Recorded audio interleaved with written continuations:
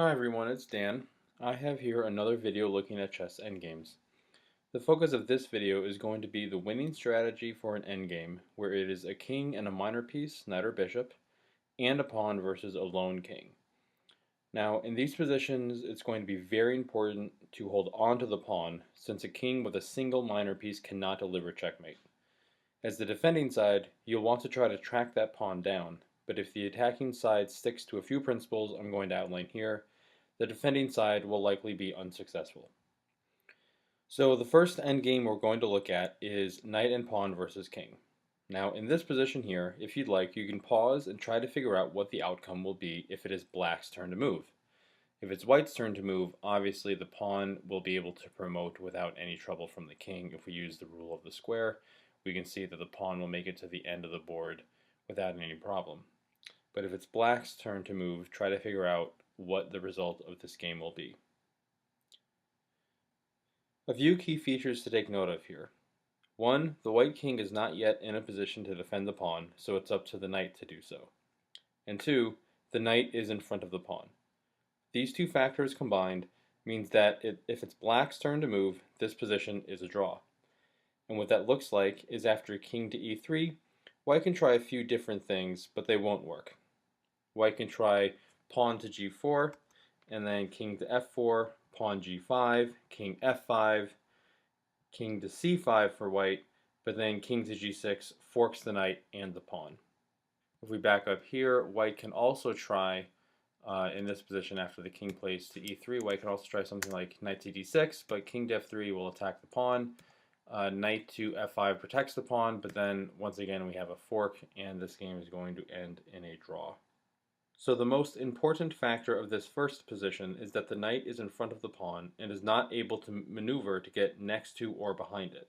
That's one of the most important points to keep in mind. Knights are better protecting pawns from behind or below them. Of course, there are some exceptions to that very general rule. Let's shift all the pieces one file to the left so that we have this position here. Now if it's black's turn to move, after king to d3, white can play knight f5, the king will move to attack the pawn, but after knight h4, this is actually going to be game, set, and match. Now in order to get the pawn, black needs to spend time going around trying to track down the knight, but while the black is doing this, white activates the king. After the knight is captured, we see that the white king can escort the pawn forward, and this is going to be game. Now this strategy worked compared to the first position because the white knight here could make use of the h file. In the first position, the knight couldn't move to the right because it was already on the g file. But in general, such a position is an exception. Usually when the knight is in front of the pawn and the king is inactive, the game ends in a draw.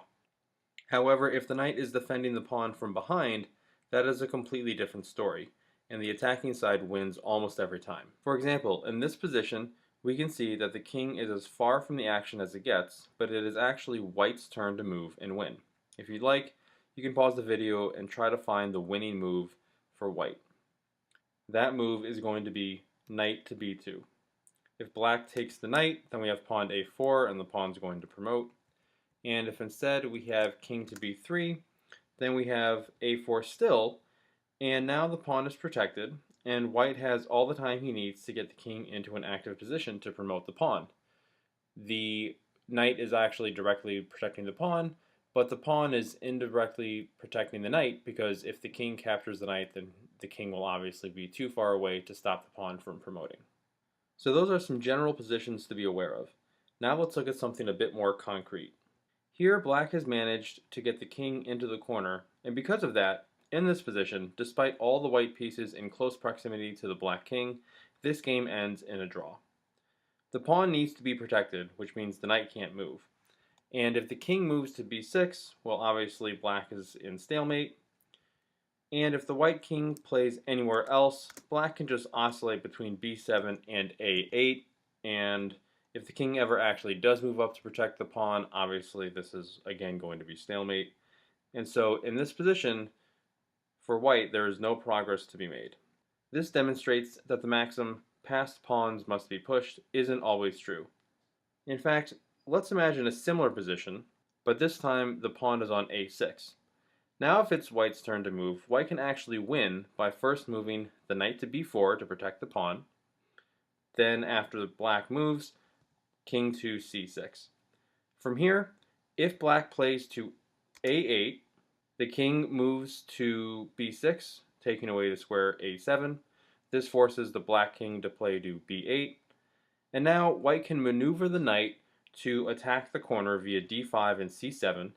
And once the king gets out of the way, the pawn pushes, and this is going to be a win. Alternatively, if we back up here, after the white king plays to c6, the black king has an option of playing the king to b8. But after the king plays to b6, black can try to stay in the corner, but white will maneuver the knight as in the first variation, and after king to b8, the pawn can give a check, and if the white king goes to the corner, then obviously this is going to be checkmate, and if the king does not go into the corner, then we promote. So the lesson from this position is that the king must take an active part in both defense and attack. Once the king is in position, only then can the pawn be pushed through to promotion. And in this instance, the knight also plays an important part, since it is the knight that is able to flush the king from the corner, and in some variations, even deliver checkmate. One final position with the knight and pawn versus king endgame that is worth examining is this one right here. Now, if it's black's turn, black has good chances of drawing, but must be careful. The drawing strategy for black will be simple. Keep the white king in the corner by oscillating between f8 and f7. If black ever does abandon the f file, the white king will be able to play to the g file and the pawn will promote. But this next move for black will determine if that is going to be possible. Black has a choice, king to f8 or king to f7. If you'd like, pause the video and try to determine which square black should play to. The correct square for black to play to is f7.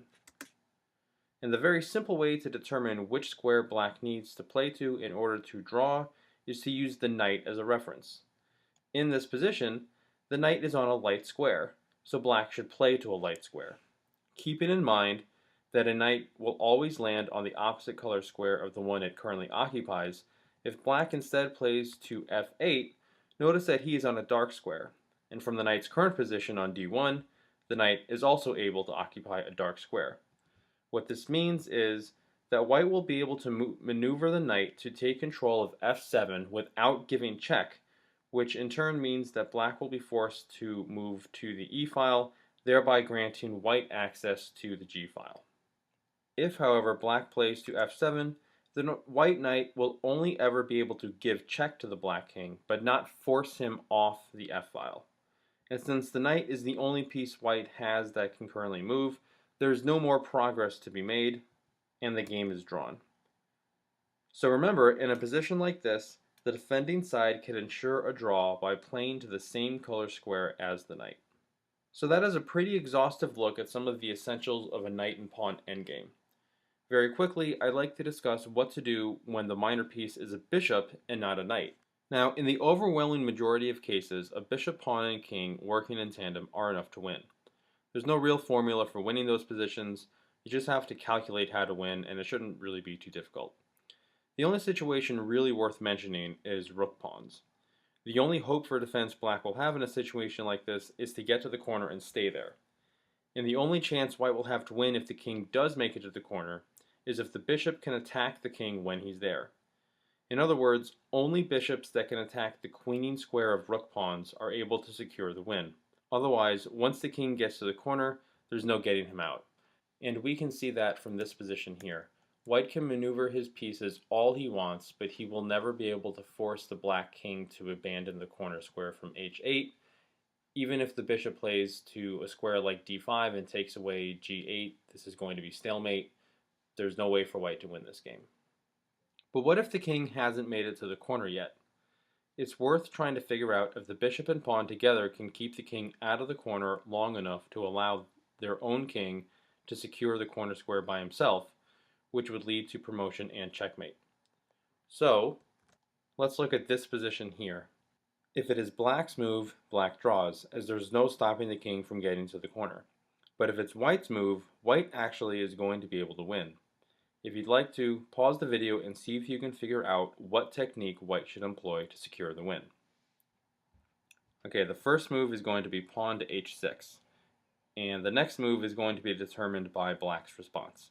If the king plays to f7, then bishop to h7 actually is going to block the g file from the black king. The pawn and the bishop together are defending g8, g7, and g6.